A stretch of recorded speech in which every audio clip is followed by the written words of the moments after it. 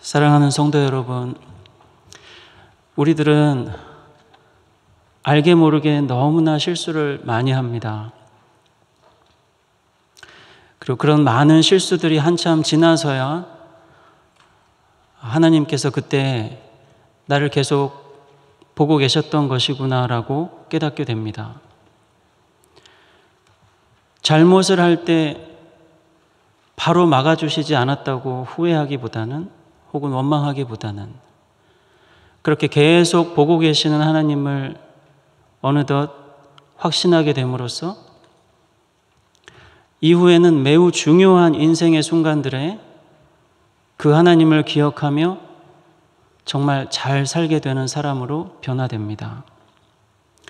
우리가 만약 변함없이 우리를 보고 계시는 하나님을 만나지 못한다면, 또 알게 되지 못한다면 언젠가는 우리 삶에 영원토록 변함없을 아름다운 보석과 같은 하나님 앞에서의 삶도 만들어내지 못할 것입니다. 우리는 그런 우리 인생의 아름다운 성도된 삶을 이 아브라함을 통해서도 확인하게 됩니다. 아브라함은 정말 그런 사람이었습니다. 너무나 엉망으로 살았던 사람이었습니다. 그렇지만 그렇게 계속 살지는 않았던 사람이었습니다. 가엾은 사라는 어땠나요? 사레는 어땠나요? 오늘 우리는 아브라함과 사레를 통해 하나님이 부르신 성도들이 언제 하나님을 알게 되는지를 살펴보려고 합니다. 그리고 우리 자신에게 그런 하나님이심을 믿게 되기를 간절히 바랍니다. 여러분, 우선 아브라함은 엉망으로 살아가는 나를 잠잠히 인내하시며 바라보시며 하나님을 뒤늦게야 깨닫고 달라지는 시간을 갖게 됩니다. 12장 사건을 잠깐 보실까요? 애굽에 들어갈 무렵 아브라함은 무척 걱정이 됐었습니다. 그리고 사레에게 말합니다. 11절에 저 여보, 아름다운 모습의 여인이지 그대는? 애굽 사람들이 보면 이 여인은 바로 저 사람의 아내야 라고 말할 겁니다. 그러면 그 사람들이 나를 죽이고 당신을 살릴 거예요. 아브라함의 목소리는 몹시 자상했지만 사레는 큰 충격으로 들었을 겁니다. 어렵긴 하지만 남편의 요구를 받아주었습니다. 그런데 그 다음에 아브라함이 예상한 대로 되기도 하고 예상하지 못한 일이 생기기도 했습니다. 아브라함이 예상한 대로 된 일은 14절에 보면 애굽 사람들이 사레가 너무 아름다워서 계속 쳐다보았다. 아브라함이 예상한 대로 되었죠. 그런데 아브라함의 예상을 크게 빗나가기 시작했습니다. 바로의 고관들이 바로 앞에서 칭찬했습니다. 그랬더니 바로가 칭찬만 듣고 만 게 아니라 그 여인을 바로의 궁으로 데려갔습니다. 바로가 아브라함에게 처남 고맙네 하면서 엄청난 재산을 선물로 보내왔습니다. 양떼, 소떼, 나귀떼, 순나귀떼, 암나귀떼, 남종들, 여종들, 낙타떼. 아브라함이 갑자기 거부가 되었습니다. 13절에 아브라함은 사라에게 이렇게 말했었습니다. 내가 그대로 말미암아 잘 되도록 당신이 내 누이라고 말해 주시오. 아브라함은 사레가 잠깐 동안 부부관계임을 숨겨주면 사레 덕분에 자기가 죽지 않는 그 정도 잘 될 거라고 생각했습니다. 근데 그 잘 되는 건 사레를 탐내는 애굽인들 손에 죽임을 당하지 않는 것이 아니었습니다. 아브라함은 사레가 바로와 부부가 되어 왕비의 오랍이라는 이유로 사레 덕분에 엄청난 바로의 재산을 선물로 받을 줄은 상상도 하지 못했을 겁니다. 자기는 사레에게 애굽 사람들이 자기를 죽이고 사레를 살릴 거라고 했는데 사실은 애굽 사람 손에 자기가 죽지 않았습니다. 사레 입장에서 보면 남편은 자기 때문에 애굽 사람들 손에 죽임을 당하기는커녕 멀쩡히 살아서 자기 아내를 애굽 사람들 손에 순순히 넘겨주었습니다. 여호와는 진실을 알고 있었습니다. 17절 말씀에 아브라함의 아내 사레 일 때문에, 또 18절 19절에서 바로가 아브라함에게 말합니다. 네가 어찌하여 그를 네 아내라고 내게 말하지 아니하였느냐? 네가 어찌 그를 누이라 하였느냐? 여호와께서 바로에게 사레를 아브라함의 아내로 알려주시지 않았다면 바로가 이 일을 알 수가 없었을 겁니다. 여호와는 그가 아브라함의 아내를 데려온 일로 바로를 책망하셨는데, 그러면서 바로와 그 왕가에 큰 재앙을 내리셨다고 합니다. 바로의 입장에서 생각해 보자면 바로는 피해자입니다. 아브라함에게 속았습니다. 사레에게도 속은 셈입니다. 그런데 여호와가 그런 아브라함과 사레를 책망하시는 것이 아니라 자기가 속아서 피해를 본 일인데도 아브라함의 아내를 취한 일로 자기를 책망하셨습니다. 게다가 아브라함은 바로가 사레를 맞이한 다음 선물로 받았던 그 재산과 종들을 전혀 반납하지 않았습니다. 혹시 아브라함의 신 여호와께서 바로에게 그렇게 하라고 하셨기 때문에, 그래서 바로는 분하지만 억지로 참고 그랬을 수 있습니다. 하지만 아브라함은 설령 바로가 다 갖고 가라 하고 했었더라도 그러지 말아야 했었습니다. 적어도 사레에게 미안함을 표현하기 위해서라도 사레의 지참금처럼 바로에게 받은 재산을 그냥 놔두고 왔어야 했습니다. 아브라함은 그러고 싶지 않았던 것 같습니다. 이 문제의 진짜 심각성은 이런 아브라함 때문에 바로와 이집트 사람들에게 여호와 하나님이 불명예스러운 상황에 빠졌다는 것입니다. 바로와 바로의 신하들과 애굽 사람들 입장에서 생각해 보면 미인 아내를 동생이라 속여서 왕에게 시집 보낸 아브라함과 그의 아내 사레는 희대의 사기꾼들로 보이지 않았을까요? 그런데 여호와는 이 행실이 나쁜 사람들을 보호하면서 오히려 피해자인 바로에게 재앙을 내리시지 않았습니까? 아브라함은 사레만이 아니라 여호와를 크게 수치스럽게 했습니다. 여호와께서 이집트 사람들의 눈에 나쁜 신으로 오해를 받게 되었기 때문입니다. 12장 3절에 하나님이 아브라함을 부르신 부분을 보면 여호와는 아브라함이 땅의 모든 족속에게 복이 되게 하실 계획이었습니다. 하나님은 장차 아브라함이 온 땅에 흩어진 바벨탑 건축자들에게 복이 되게 하려는 것이었습니다. 아브라함은 바벨에서 흩어져 이집트까지 가서 살았던 사람들에게도 복이 되어야 했었습니다. 이집트인들이 아브라함 덕분에 여호와께 돌아오는 복이 있어야 했었습니다. 사실 이사야 19장에 보면 하나님은 이 애굽에 있는 사람들도 나의 백성으로 삼겠다는 계획을 가지고 계십니다. 아브라함은 그러지 못했습니다. 아브라함이 이집트 사람들에게 여호와의 선하심을 알려서 여호와께 돌아오게 해야 했지만 오히려 아브라함이 한 여러 일들은 그 반대였습니다. 이집트인들은 아브라함 때문에 그의 하나님 여호와에게 돌아오기 힘들었지 않았을까요? 죄인들을 여호와께 돌아오게 하는 사람이 모든 사람의 복이 될 것이라면 아브라함은 아직 그런 복이 아니었습니다. 그러나 여러분, 아브라함은 달라집니다. 이집트 사람들에게 했던 처신과 달리 훗날 소돔과 고모라의 사람들에게는 아주 잘했습니다. 창세기 14장에서 아브라함은 그 사람들을 끌고 가던 외국의 폭군과 전쟁을 벌입니다. 그들을 구해준 생명의 은인이 됩니다.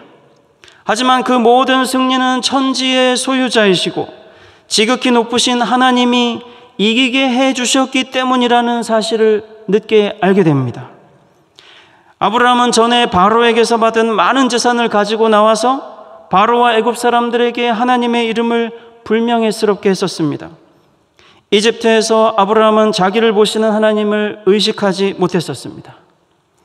아브라함은 자기가 예상하지 못한 어려움이 생겼을 때, 예상하지 못한 횡재가 생겼을 때 나를 잠잠히 계속 보시는 하나님을 몰랐습니다. 그러나 자기의 모든 일을 잠잠히 바라보고 계시는 여호와를 믿게 된 아브라함은 내가 이긴 것이 아니라 하나님이 이기게 하셨기 때문임을 알게 된 아브라함은 이제 전혀 다른 태도를 취합니다. 아브라함은 자기가 사실상 모든 것의 주인이면서도 그 모든 재산을 얻게 하신 여호와가 주인이심을 자기를 보는 소돔과 고모라 사람들 앞에서 인정합니다. 소돔 왕 베라가 아브라함을 부자로 만들었다는 소리, 그 아브라함의 여호와의 이름을 모욕할 일을 막기 위해서 당연히 권리가 있는 재산 중 실오라기 하나도 갖지 않겠다는 결심을 합니다. 아브라함은 사람들 앞에서 지극히 높으신 하나님 여호와께 손을 들고 기도하면서 온 세상의 주권자는 여호와이심을 선포합니다. 강한 자가 약한 자를 학대하는 비명이 하늘에까지 닿아서 장차 멸망할 이 도시 사람들은 아브라함을 통해서 회개하라는 복음을 들은 셈이었습니다. 멸망할 도시를 불쌍히 여겨주시도록 아브라함은 나중에 여호와께 끝까지 기도합니다. 내 모든 것을 항상 잠잠히 바라보시는 신실한 하나님을 알게 된 다음에는 아브라함은 신비로운 신앙의 세계에 들어갑니다.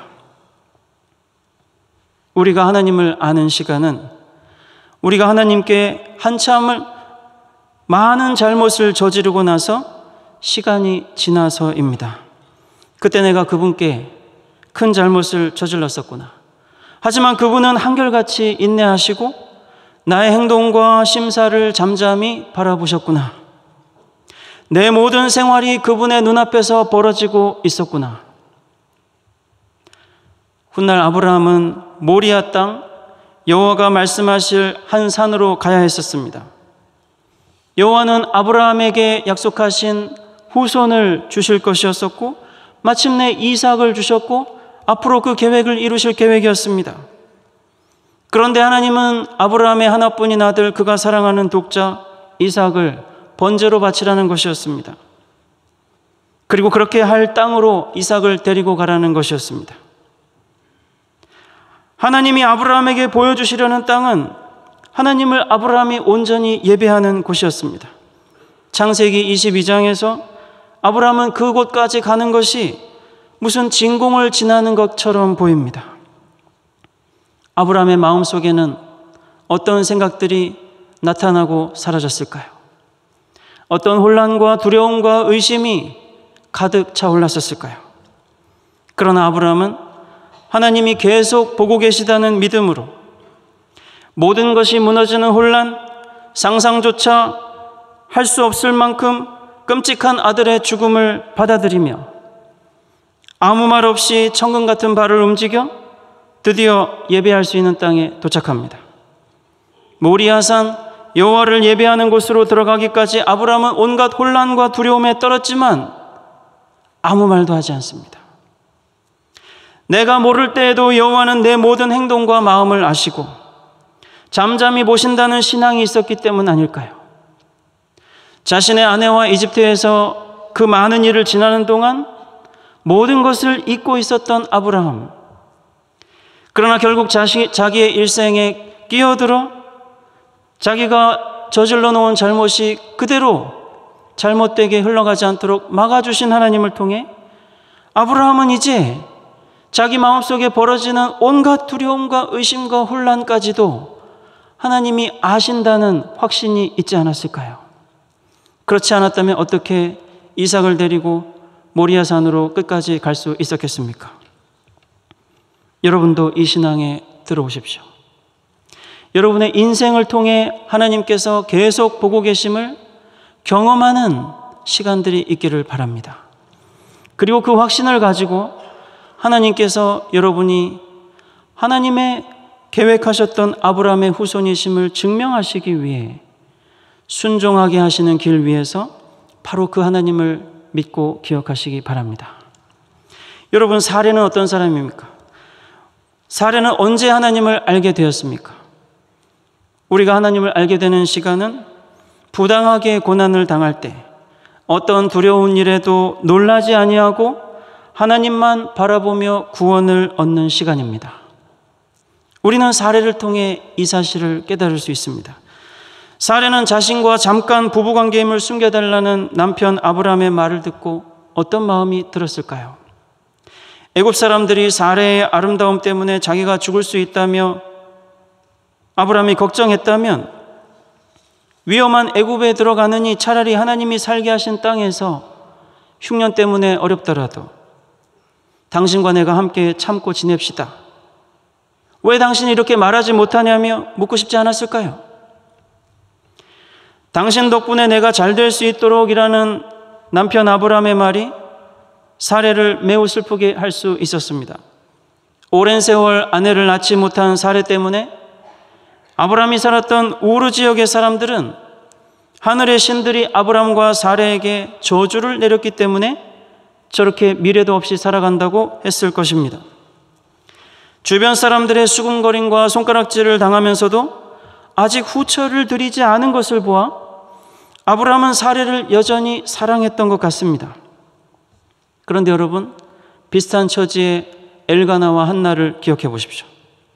사무엘의 부모였던 엘가나와 한나의 경우, 아이를 낳지 못하는 한나 대신 분인나를 후처로 들여놓았고, 또 분인나가 한나를 매년 구박하고 예배를 드리지 못하게 했으면서도 그것을 전혀 막아주지 못했던 그 엘가나. 그러면서 한나에게는 내가 있는데 왜 슬퍼하냐고 말하던 엘가나보다 아직 후처를 드리지 않고 한나 아내 사레와 함께 살고 있었던 아브라함은 순정이 남아있는 것 같습니다. 비록 그런 아브라함이었다 하더라도 지금 아브라함 입에서 당신 덕분에 내가 잘 되도록 이런 말이 나왔을 때 사레 입장에서는 그동안 나 때문에 아브라함이 남들 앞에서 부끄럽게 비참하게 살았었을 거라는 그런 자책감에 빠지게 되지 않았을까요? 이렇게 어려운 때 당신이 이번 한 번만 나한테 잘해줘도 되는 것이 아니냐고 그렇게 사레가 듣지 않았을까요?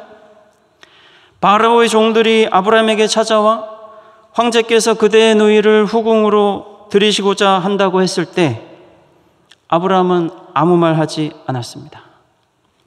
바로는 18절 19절에서 아브라함을 불러서 네가 어찌하여 그녀가 너의 아내라고 내게 말하지 않았느냐? 말하지 않았습니다. 네가 어찌하여 그녀를 누이라고 하였느냐?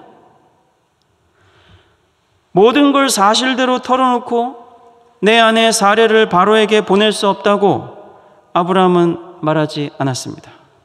오히려 남편 아브라함은 이 여인은 내 누이라며 아내로 삼으라고 허락까지 했습니다. 버림받은 사레는 얼마나 큰 배신감에 빠졌을까요? 그뿐 아니었습니다. 바로가 사레를 데려온 후 아브라함에게 엄청난 재산을 하사했습니다.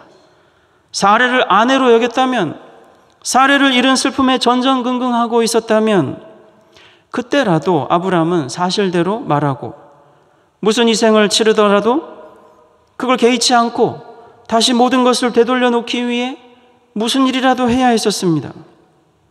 바로의 처남이 되어 황족 신분의 부귀와 엄청난 재산을 얻은 남편 아브라함은 여전히 사레가 자기 아내라고 밝히지 않았습니다. 아니, 이때 아브라함이 침묵한 것은 아브라함 스스로 사실을 밝히고 싶지 않았던 이유 때문 아닐까요? 전혀 예상 못한 끔찍한 상황이 벌어지자 두렵고 놀랍기는 하였겠지만 아브라함의 깊은 죄성은 갑자기 벼락처럼 닥친 엄청난 부귀에 취해서 자기에게 닥친 이 이상한 상황을 받아들이게 된 것 아닐까요? 그동안 사레 때문에 얼마나 인생이 힘들었나, 이런 내면의 악마적인 속삭임에 귀를 기울였던 것 아닐까요? 이왕에 이렇게 된 것, 새로운 아내를 맞이하면 안 될까? 이런 생각을 한 것 아닐까요? 사레는 아내를 다른 남자에게 빼앗기면서도 입을 꾹 다물고 있는 남편의 냉정함, 뒤늦게 사실을 밝히면 자기가 당하게 될 재앙을 걱정하면서 아내 사레를 보호하려고 외마디 변명이나 항의조차 하지 않는 이 비겁함, 아내가 외간 남자에게 끌려가 봉변을 당할 위기에 빠져 있지만 자기가 괜찮기 위해서 가만히 있는 아브라함의 잔혹함, 황족의 지위와 막대한 재산을 얻은 행운에 눈이 멀어 아내를 애써 잊으려는 아브라함의 뻔뻔함을 보았을 것입니다. 아내 사레가 자기를 바로에게 남편이라고 밝히지 않을 거라는 이런 확신 없이 어떻게 아브라함이 계속 침묵할 수 있었을까요?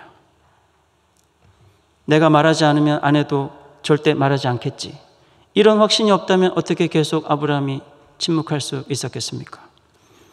아내 사레가 아무리 자기를 미워하더라도 모든 진실을 폭로해서 자기를 죽게 하지는 못할 거라고 아브라함은 믿었던 것 같습니다. 실제로 사레는 끝까지 아무 말도 하지 않았습니다. 사레는 아브라함의 침묵을 통해서 남편이 아무에게도 자기와의 부부관계를 밝히지 말아달라는 요구를 느꼈을 것입니다. 그것은 이렇게 헤어지자는 아브라함의 요구와 다름없었습니다. 자기를 오빠로 부르며 남편임을 숨겨달라는 남편의 요구대로 따랐건만 이제 남편은 상황을 핑계로 자기에게 파혼을 말없이 요구한 셈이었습니다. 아내를 미혼의 여동생으로 속여 오빠의 권리로 지참금을 챙긴 남편, 게다가 그렇게 서로 영영 헤어지자는 남편을 놀랍게도 사례는 바로에게 자기 남편이라고 말하지 않았습니다. 엄청난 배신감과 상처 때문에 수렁에 빠졌을 사례가 잠잠했던 이유는 그런 아브라함을 수십 년간 불행하게 한 것은 아이를 낳지 못하는 자기 때문이었다는 자책감 때문이었을까요? 아브라함이 미웠지만 행복하기를 바랬기 때문이었을까요? 한 여성으로서 모든 자존감이 무너지고 눈앞이 아득했던 사례는 오직 여호와만 바라보며 몰래 울지 않았을까요? 17절에 여호와께서 아브라함의 아내 사레의 일로, 여호와는 사레가 아브라함의 아내라는 것을 변함없이 인정해주고 계십니다. 아무도 사레를 돌보지 않을 때 오직 여호와만 사레를 위하십니다. 이것은 아무도 몰라주는 고통 속에서도 사레가 하염없는 눈물로 호소해서 여호와께서 응답하신 것 아닐까요? 베드로는 이렇게 권면합니다. 말씀을 거역하고 불신하는 남편들을 둔 아내들도 하나님 앞에서 부당한 고통 속에서 인내하시오. 얼마나 남편들을 위해 간절히 그런 아내들은 기도하고 있습니까? 예수 믿는 남편들도 아내를 실망시킬 때가 많습니다. 저도 그렇습니다. 아내를 보며 실망할 때마다 나 때문이지, 결국 제가 그렇게 만들었기 때문이 아닌지 진심으로 점점 더 받아들이게 됩니다. 그렇지만 저는 위로를 받습니다. 저는 아브라함보다는 좀 나은 것 같습니다.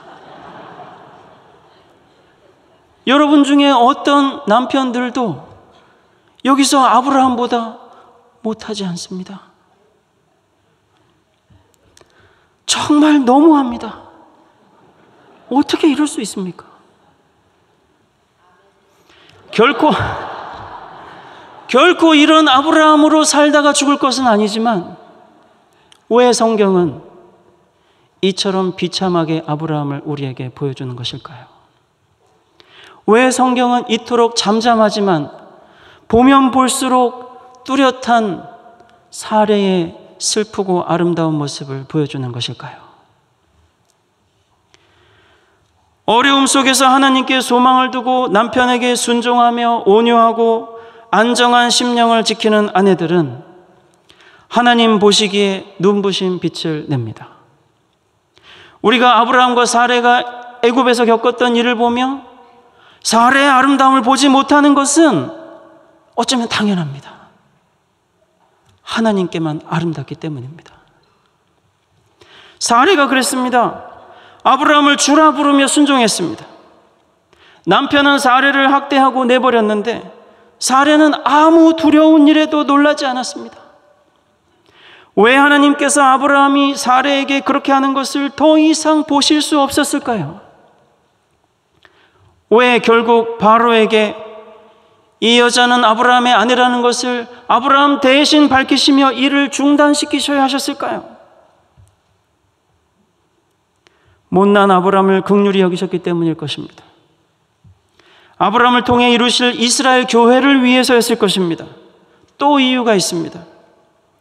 말없이 부당한 고난을 받는 사레는 하나님의 아들 예수를 닮지 않았습니까?